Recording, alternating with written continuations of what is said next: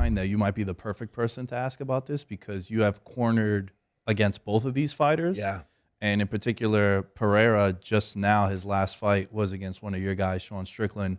And I do like the dynamic between you and Strickland. Because Strickland was like, yeah, man, I should have listened to the gameplay. Like, you're telling me all these things. And then you also had Brad Tavares, one of your fighters, fighting Adesanya prior to him being the champion. This fight, how what do you think of Izzy as the champion? And because he's in this weird situation now where he's personally my favorite fighter in the UFC. I love how calculated he is. He doesn't put himself in harm's way. He's a phenomenal striker, and he's so again, using the word calculated, he doesn't put himself in harm's way, right? And it happened to George St. Pierre. It happened to John Jones, where everyone loves a Francis because it's the highlight and it's all these crazy knockouts.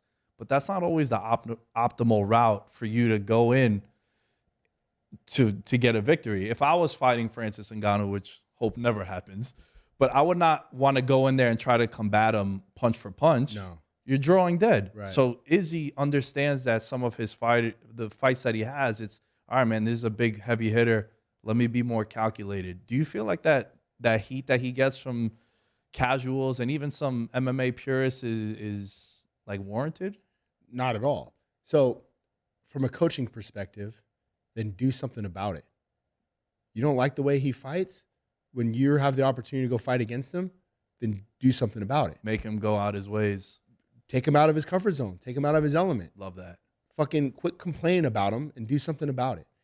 Number two, he's gotten to this point in his career where he's making generational money for him and his family. I've been in this game long enough. I love winning. I love the belts. I love all that stuff. Now it's about securing the bag for as long as possible. So if that means he's got to do cartwheels for 5 rounds, and I get it. I understand that. It's not entertaining, but I understand the reasons why. So as a coach, when you put a game plan together or a fight starts to play out a certain direction or certain way, it's like in football. Let's say you hit a trap play and the trap play hits for 15 yards every time you plug. Why would you stop going to the trap play? If it ain't broke, don't fix it. Keep fucking running the trap play. Yeah. Keep running it. So if I, as a coach in MMA, see a path to victory, a clear line of path, my game plan could have came in. We're gonna go southpaw. We're gonna strike. We're gonna do this, and maybe we sneak in a takedown, and the guy has no way to get up. His guard game or his half guard, he had no answer to get up. Let's go back to the well. Let's take him back down again and make him work his way back up. So my point is that if Izzy finds a path within his fight or Eugene finds a path, they're going to stay on that path until you fucking do something about it, until you can fix it, until you can expose it. So win any way possible. I don't care how you do it, but fucking win and get your belt, get your pay-per-view points, and get on to the next one, right? Is it the Francis Ngannou going in there, bang, and do all that? No, man, I get that. But I understand the reasons why. Yeah, but also for me, I agree with a lot of what you're saying. For me, I love the defensive style of his too, 100%. and not putting himself like that's part of the martial arts. Yeah, right. Like Floyd Mayweather made his career off that, and he's very and I do think the heat that Izzy gets is because he's so flashy, like with his social media too, and he's built a really big name for himself. Shit. Yeah, and his aura has maybe surpassed the fighter that he is now. Right. Like like I have a lot of friends that are not into the UFC, but they know Izzy. And they're like, dude, he's dope. Like they love the anime stuff too. And like he's a little bit more relatable in that sense. And then when they watch them fight, they get a little discouraged. But I'm on the other side, like how you are, in the sense of, man, this guy's just trying to get his money. Yeah. And just win the fights.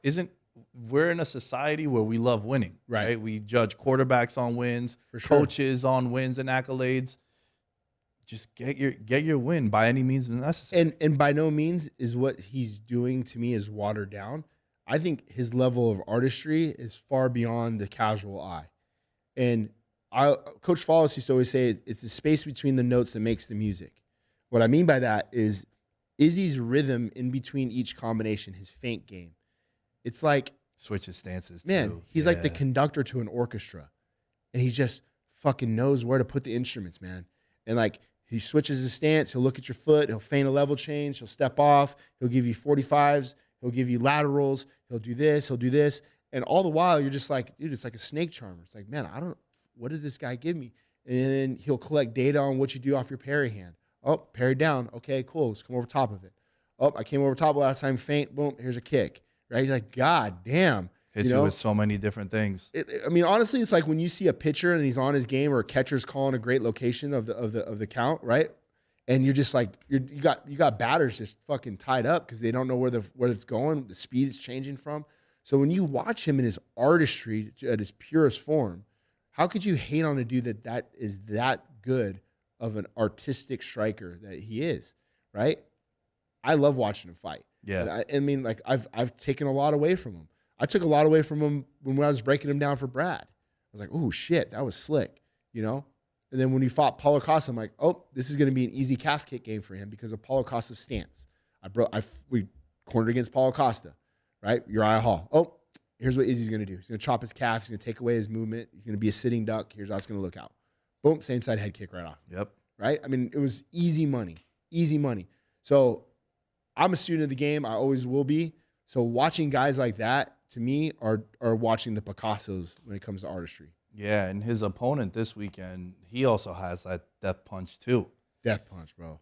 I do think it. Yeah, I do think if it wasn't for the backstory of them fighting prior, I don't know if he gets a title shot this soon.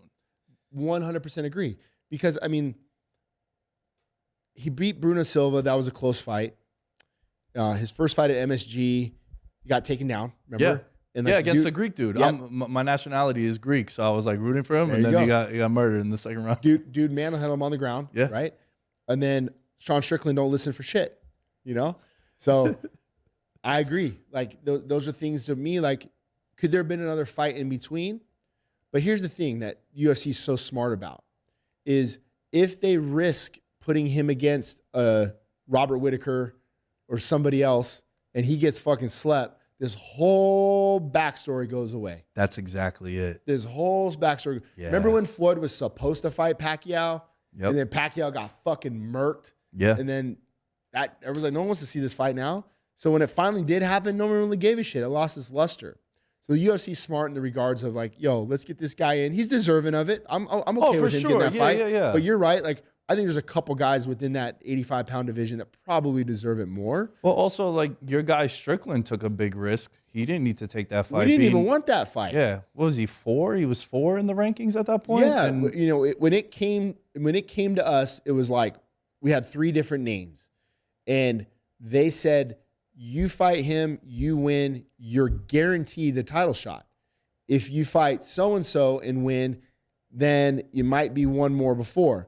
So it was a calculated risk for him in that regard. But thankfully now, if he goes and beats Jared Cannonier, I think it puts him right back into that title fold if, you know, Izzy does his job and beats Alex.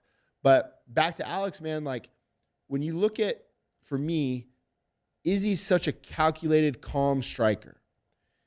I don't want to see him to go in this emotional and try to prove a point in this fight. And it does seem like this is the first one that he's had where that could be an issue, where there's a lot of emotion. You nailed it, and you said it earlier. He's got an ego to him. We all do. We all do. Of course. But I think that this might be the one of those where he's like, motherfucker, like the last thing in the world you want to do is get in there and have this knockdown, drag out fight with Alex Pereira. Yeah. It's just not a good, now, if he wants to stay on the outside and pick this dude apart, that's what I would do. I'd kick this dude to death. My kick count would be probably 70% to 30% of hand strikes. It'd be a lot of teeps, a lot of kicks, a lot of calves, a lot of leg kicks. And then how do you jam the hands? High kicks. Make him catch those head kicks, man. You know, make him catch that. If you're more worried about his left hook, make him block over here. If you're more worried about his cross, make him block over here. And then change your stance and do it all over again, you know, and keep him on that rhythm. But for Pereira, he's got to get Izzy backed up to the cage. He's got to eliminate. So where Izzy's so great to me is his 45s. So if what is that exactly? 45. So if you go, if you're standing here, right, you have a 90-degree to your left and your right, Okay. and then you have a 45-degree angle backwards. We call them half beats, half beat to that side, right? And those are essentially pull counters. Yeah. But what Izzy does so great, if let's say we're both standing ortho versus ortho, and I throw my right cross and I miss, Izzy just does what we call a shake step. He'll shake step in a southpaw off that 45. Yeah. And then now once he hits his back foot, this left cross is ready to go. Yep. Bang. If he does it off my lead hand, I boom right into ortho. You can say ortho, step to your right, boom, right cross is there. So why is it so important to be able to strike efficiently out of both stances? Izzy proves that time and time again because of the beats between the rhythm, right? So right cross, he slips. Traditionally, you're going to step back into orthodox, and now we're just even Steven. That's a wasted motion. He can step back into southpaw and stab you with his left cross before you even realize he changed stance. That's what's so important to me, why Pereira's got to get this backed up to the corner post, because it eliminates your 45s. It keeps them on 90-degree planes. So all you have to do is close the doors with your containment punches, your hooks, your overhands, your body shots, your leg kicks, contain them, and then your straight punches go. But again, that takes away two elements of Izzy's game, that backwards 45-degree angles. Dude, you just blew my mind. Like I feel like I just learned so much more about Izzy in the 2 minutes you were just going about that than the last many fights that I've watched. Now I hope when you watch the fight, because it all makes sense, because I've seen those movements and I've seen him, throw the jab and then switch and pivot. So I've seen that, but hearing you break it down like that was just mind blowing. And then, like a lot of times, you're a football guy. When I watch a lot of football breakdown football, I watch their feet. Watch their feet more than anything. Yeah. So when you watch Izzy fight on Saturday, watch his feet and watch the way he sets his feet up. Moreover, watch a lot of times like the feint game throughout his feet. Bro, it's unbelievable. Feint knee, hip turn, feint pump, teep feint, this feint, right? Because when his kicks come out, they come out of the chute all looking the same. So you don't know, is this going to be a head kick? Is this a body kick, a low kick, a teep, a question mark? Where's he going with this damn thing? That's what, to me, like makes him so beautiful to watch.